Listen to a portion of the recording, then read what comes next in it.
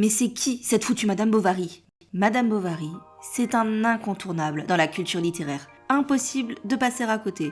D'ailleurs, même si tu ne l'as pas lu, tu auras sans doute remarqué que tes profs y font référence au moins une fois par semaine.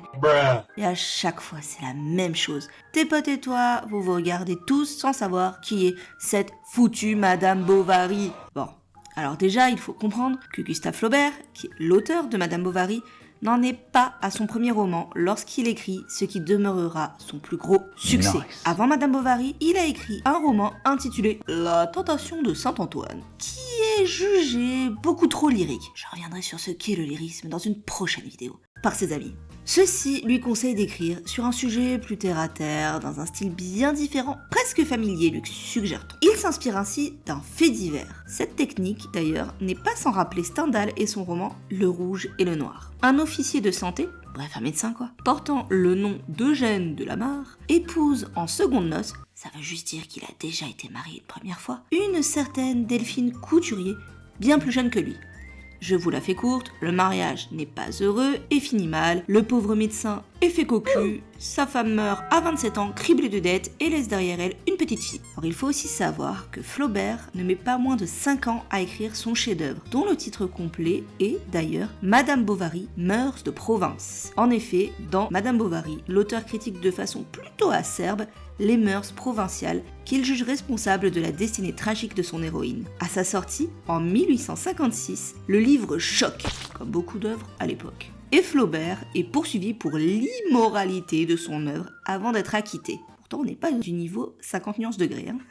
Bref, je vous raconte l'histoire ? Bon, pour commencer, elle a un prénom ? Mais bien sûr qu'elle a un prénom, et même moins vieillot que tu ne l'imagines, puisqu'elle s'appelle Emma Bovary. On dirait pas comme ça, mais Emma est un prénom très ancien, et c'est celui d'une grande héroïne de la littérature. Attention, héroïne, pas au sens grec du terme, mais on reviendra dessus dans une autre vidéo. Bref, ça raconte quoi cette histoire ? Maintenant, si tu t'attends à une histoire passionnante, je suis au regret de te décevoir, car Flaubert retranscrit dans son roman l'ennui d'Emma Bovary, coincée dans un quotidien monotone. Le roman met donc en scène Emma Rouault, de son nom de jeune fille, qui est une fille de paysan et qui a été élevée au couvent, bercée de rêves romantiques. Peu satisfaite de ses origines pauvres, elle s'en affranchit par le mariage. En effet, elle épouse Charles Bovary, un médecin qui ne tarde pas à la décevoir. Charles, c'est un homme plutôt gauche, maladroit, gentil, mais pas débrouillard. Pour lui pourtant, la vie conjugale est très douce. Il ne s'imagine pas un instant que sa femme est malheureuse. Bref, Charles, il en voit pas du rêve, quoi. Parce que Emma, elle a lu des romans, elle rêve de passion, d'aventure. En plus de ça, elle se rend à un bal au château de la Vaubyessard, où elle est très populaire. Elle est donc convaincue qu'elle mérite mieux. Elle n'en finit plus d'être insatisfaite. Bon, Charles finit par remarquer qu'elle ne respire pas franchement la joie de vivre. Que fait-il ? Il lui propose de déménager, mais c'est déjà trop tard lorsqu'il s'installe à Yonville, car cette éternelle insatisfaction conduit Emma tout droit dans les bras d'autres hommes où elle assouvit ses fantasmes romantiques. Salope ! Après une première infidélité platonique, elle finit par tromper son mari avec un riche propriétaire du voisinage du nom de Rodolphe Boulanger. Elle s'imagine fuguer avec lui pour l'Italie, mais se fait larguer en bonne et due forme. Elle tente donc de se suicider, c'est logique. Et donc que fait son mari ? Il l'emmène au théâtre à Rouen. Durant cette sortie mondaine, elle renoue avec son premier amant, Léon, si t'as bien suivi, et cette fois, ça ne reste pas du tout platonique. En plus de tout ça, elle commence à contracter des dettes. On pourrait quand même avoir de la peine pour elle, me diras-tu, mais autant te dire qu'elle n'hésite pas à mépriser sa famille, elle donne naissance à une fille qu'elle trouve très laide et elle déteste le pauvre Charles, les innocents somme toute. Tout ce cocktail explosif la conduit à la ruine, elle cherche de l'aide financière pour régler ses dettes auprès de ses amants, en vain. En désespoir de cause, elle se suicide avec de l'arsenic dérobé chez Homais, le pharmacien. Ses derniers mots pour son mari auront un goût de regret. « Tu es bon, toi !» lui déclare-t-elle sur son lit de mort. Charles découvre donc la vie secrète de sa femme qu'il avait placée sur un piédestal. Ruiné et au désespoir, il finit par mourir de chagrin. Fin ! Bon alors maintenant que je t'ai raconté Madame Bovary, on va réfléchir sur les raisons qui font que cette œuvre est célèbre. Que faut-il en retenir pour briller dans tes copies et ou à l'oral ? Alors, comme je te l'ai déjà dit, Madame Bovary est l'œuvre principale de Flaubert, érigé lui-même en porte-drapeau des réalistes. Je te ferai une vidéo sur le mouvement réaliste prochainement. De fait, Flaubert est considéré comme le premier écrivain moderne, D'ailleurs, le procès intenté contre lui pour immoralité a surtout précipité le succès du roman.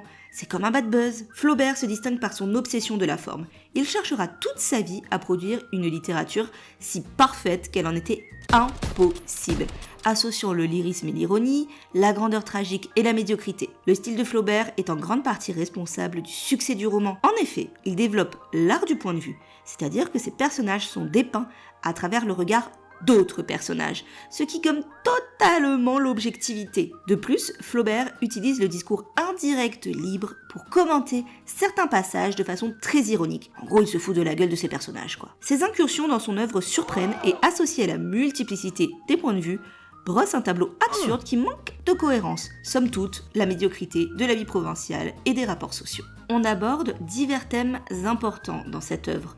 Tout d'abord, ce qu'on a appelé le bovarisme. Ce néologisme créé à partir du nom de l'héroïne désigne une certaine insatisfaction nourrie d'illusions. Au fond, Emma Bovary est une victime d'une éducation faisant la part belle à la rêverie, ne la préparant pas à la réalité, victime d'un quotidien provincial médiocre. Elle se complaît tellement dans la rêverie qu'elle ne remarque même pas les passions que nourrissent à son égard son mari, Charles, lequel meurt littéralement d'amour, et le jeune apprenti du pharmacien, Justin, qui pleure à la toute fin du livre sur sa tombe. En fait, Emma rêve d'une vie impossible à obtenir car c'est une chimère. On peut faire un comparatif avec notre époque actuelle où nous sommes bombardés d'images de succès. Les influenceurs qui partagent les photos de leur vie idyllique sur TikTok, Instagram, nous font clairement rêver. Est-ce à dire qu'on ne doit pas être heureux si on ne vit pas à Dubaï et qu'on ne part pas en voyage 5 fois par an? Il y a clairement un contraste aujourd'hui avec le rêve qu'on nous vend via les réseaux sociaux et la réalité. Sommes-nous tous atteints de bovarisme dans une moindre mesure? Je vous laisse réfléchir à cette question qui permet de comprendre que malgré l'ennui manifeste que l'on peut ressentir à la lecture de Madame Bovary, les réflexions que soulève le roman peuvent être actualisées. Et ça, mes enfants, ça explique en partie le succès du roman. Emma, on la déteste, mais ça pourrait être nous en fait. Évidemment, nous allons également retrouver le thème de la médiocrité, thème ô combien intemporel. Tout est médiocre dans la vie d'Emma Bovary. Son mari sans éclat, son amant lâche, son autre amant totalement mou. Ses rêves même manquent de profondeur et ne sont qu'un ramassis de clichés. Pour finir, la mort est un thème incontournable du roman puisqu'elle apparaît salvatrice. En fait, c'est la mort qui sauve Emma Bovary de sa médiocrité, de ses dettes, de ses mensonges, de la haine qui la dévore vivante. C'est par la mort qu'elle accède à la véritable grandeur tragique.